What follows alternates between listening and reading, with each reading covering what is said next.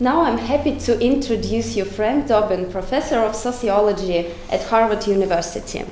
Hello, we are really happy to see you here. And you are known as an expert in the organizations. But what is your current research interest? Well, I'm working on two things mainly. Today I talked about the rise of the shareholder value conception of control in corporations and the change in business strategy among American firms since the 1980s and the role that played in the recent economic crises, in the collapse of Enron and WorldCom and Tyco, and then in the 2008 collapse of financial markets. And the other thing I'm working on mostly, much of my time, is diversity management. In particular, the effects of different kinds of diversity management practices on actual diversity in firms, which kinds of practices promote the careers of women, Asian Americans, African Americans, and Latinos in American firms.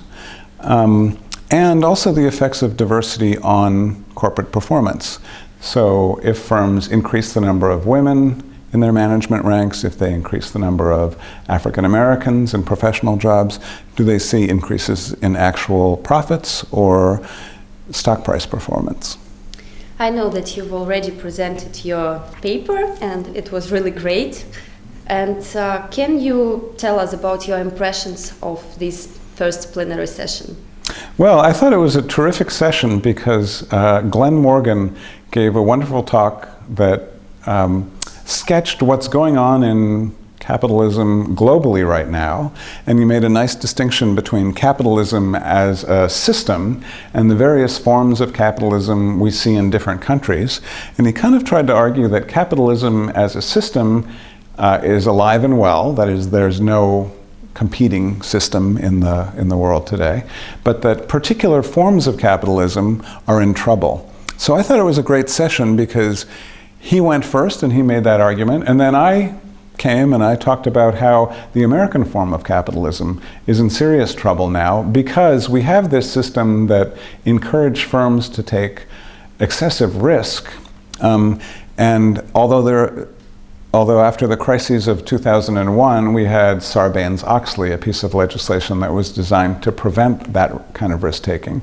And then again, after the financial crisis hit in 2008, we have what's called the Dodd-Frank legislation, which is addressed also at trying to reduce this kind of risk-taking among firms.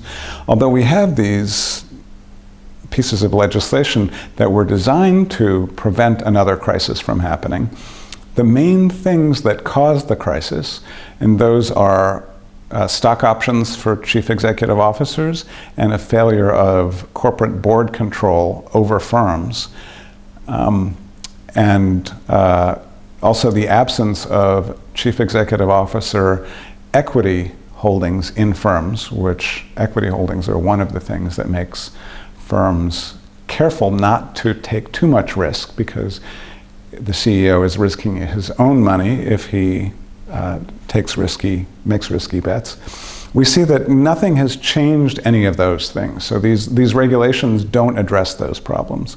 So I thought that the two talks went very well together because if you consider American capitalism to be the pinnacle of capitalism these days, we still have a problem that's very seriously flawed. And that was kind of Glenn's argument, that the individual forms of capitalism are flawed, even though everyone accepts very well capitalism as a system.